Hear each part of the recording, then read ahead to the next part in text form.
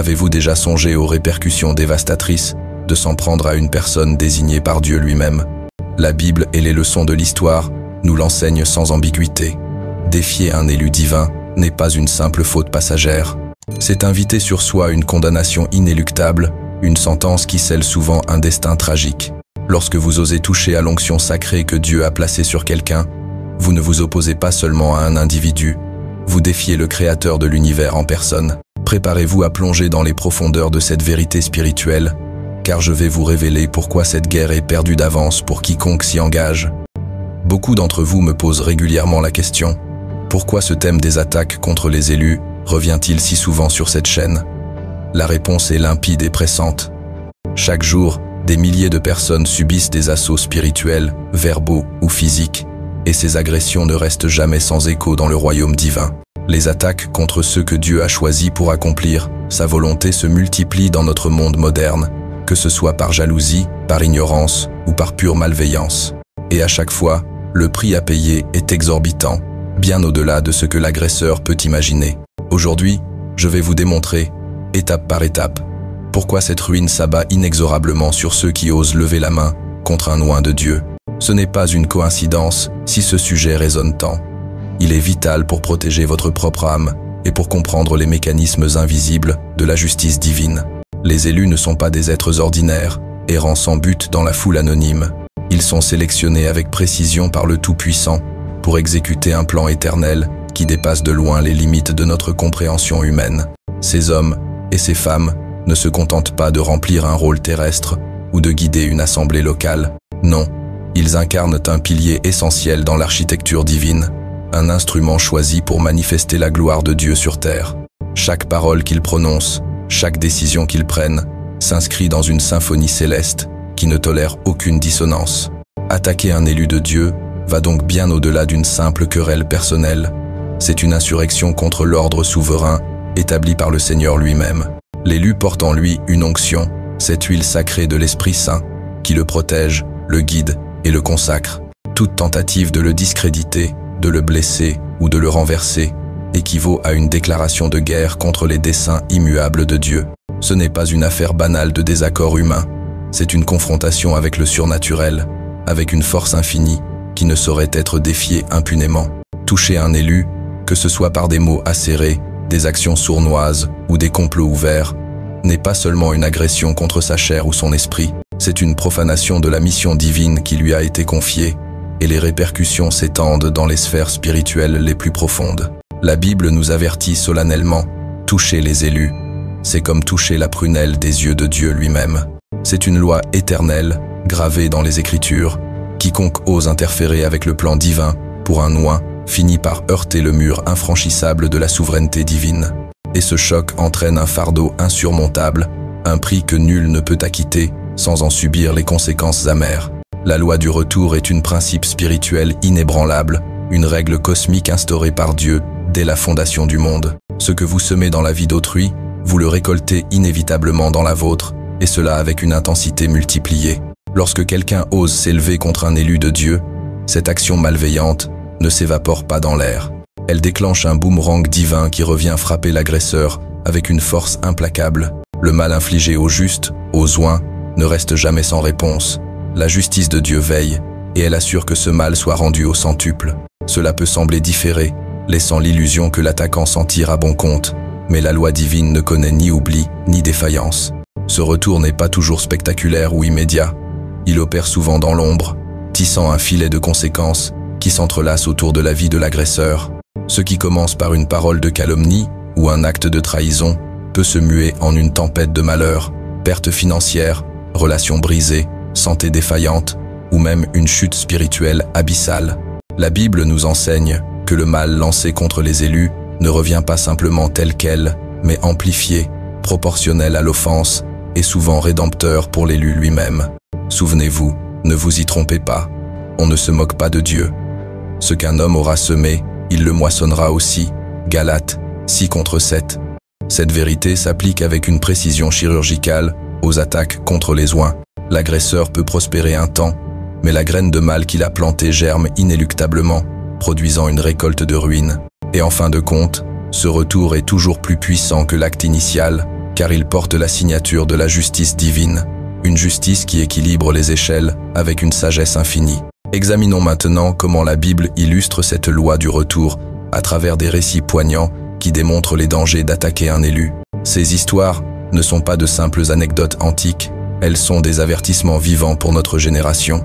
Prenons d'abord l'exemple de Saül, le roi d'Israël, qui, consumé par l'envie et l'arrogance, persécuta David, loin de Dieu, destiné à le succéder. Saül, jaloux du succès et de l'onction de David, le pourchassa sans relâche, cherchant à le tuer pour préserver son trône. Mais que s'est-il passé? La loi du retour s'activa.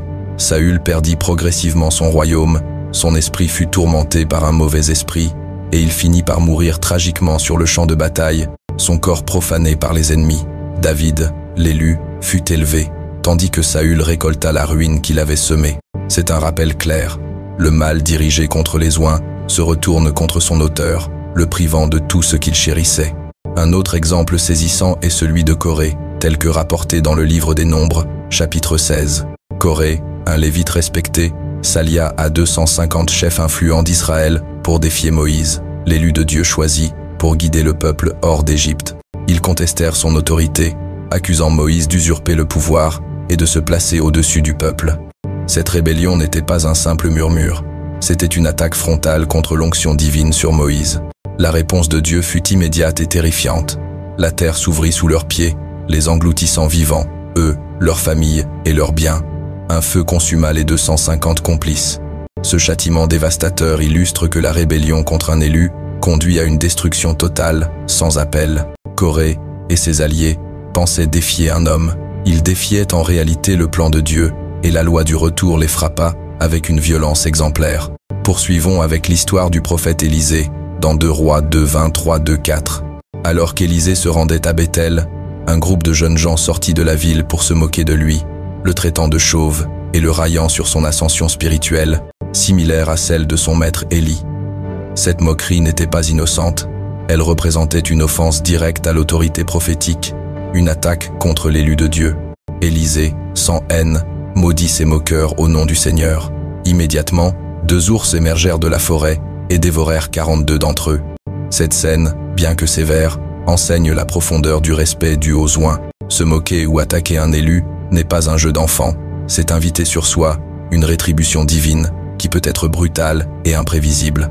Enfin, l'exemple ultime est celui de Judas Iscariote, qui trahit Jésus-Christ, le Fils de Dieu, l'élu par excellence, pour 30 pièces d'argent. Judas, motivé par la cupidité, et peut-être par la déception, livra Jésus aux autorités, pensant peut-être que cela passerait inaperçu ou sans graves conséquences. Mais la loi du retour s'appliqua avec une force écrasante. Rongé par la culpabilité et le remords, Judas se suicida, jetant les pièces maudites, et cependant, sa trahison ne lui apporta que désespoir éternel, tandis que Jésus ressuscita, accomplissant sa mission. Cet épisode montre que attaquer l'élu suprême mène à une chute spirituelle et physique irrémédiable.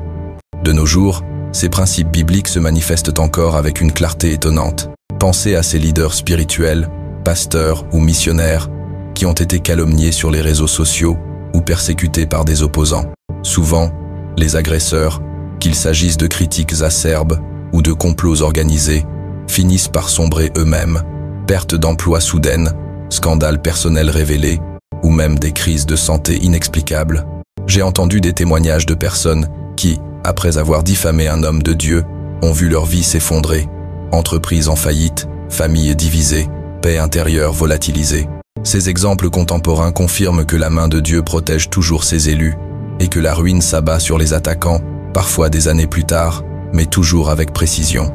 Les Écritures et la réalité quotidienne convergent pour affirmer, s'en prendre aux oints de Dieu est un sentier pavé vers l'autodestruction.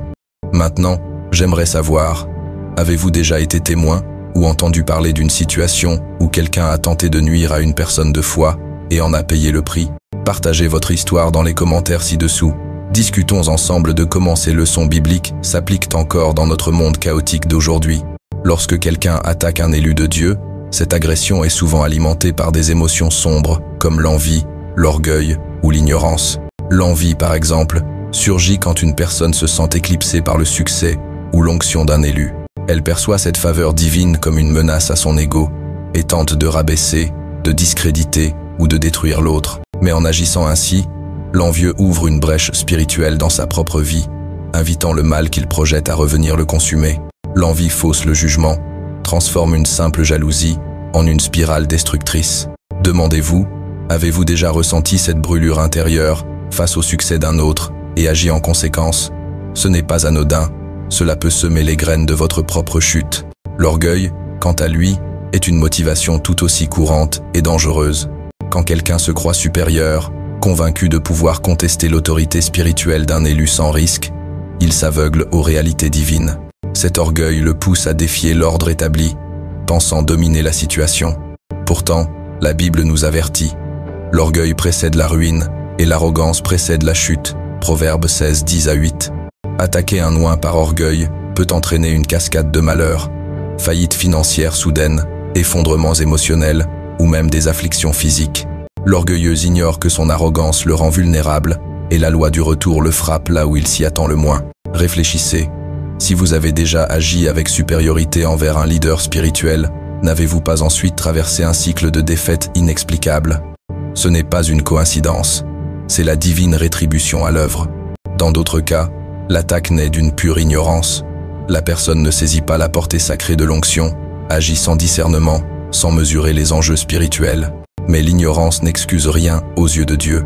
Ne pas reconnaître la valeur divine d'un élu ouvre des portes à des conséquences imprévues. Ce que l'on appelle malchance pourrait bien être le retour de semences négatives. Vous avez peut-être déjà vécu cela. Après une parole imprudente ou un jugement hâtif contre quelqu'un de foi, tout semble s'écrouler autour de vous. Relations tendues, opportunités perdues, paix évanouie. L'ignorance ferme les yeux sur la vérité, mais la loi du retour les ouvre brutalement.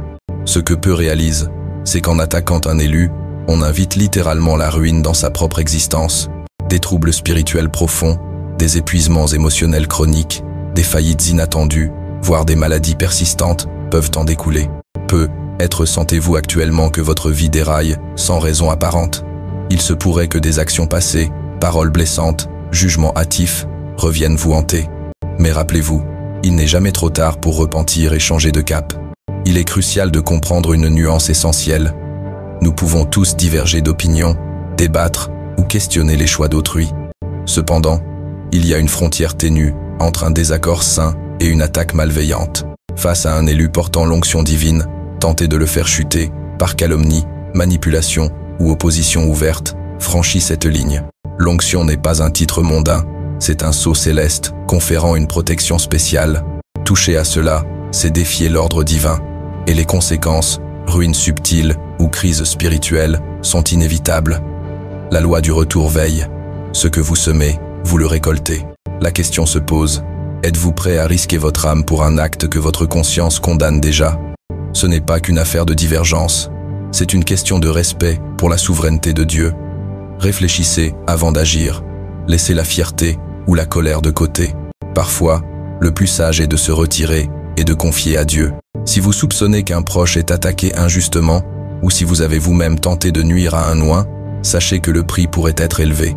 Vous pouvez débattre, mais si c'est une mission divine, abstenez-vous. Le coût, votre propre anéantissement. L'appel est à une introspection profonde et à une crainte respectueuse de Dieu, celle qui nous garde de l'autodestruction. Maintenant, j'aimerais savoir, avez-vous déjà été témoin ou vécu une situation où quelqu'un a attaqué un élu de Dieu? Comment cela s'est-il terminé? Avez-vous subi des retours pour avoir touché un oint? Si ce message vous a interpellé, likez la vidéo et partagez-la avec ceux qui en ont besoin. Ne laissez pas ces vérités sur le respect des élus s'effacer. Afin que ce contenu touche plus de cœurs, abonnez-vous à la chaîne et activez la cloche pour ne rater aucun enseignement puissant. Rejoignez cette communauté de foi et grandissons ensemble dans la compréhension de la volonté divine.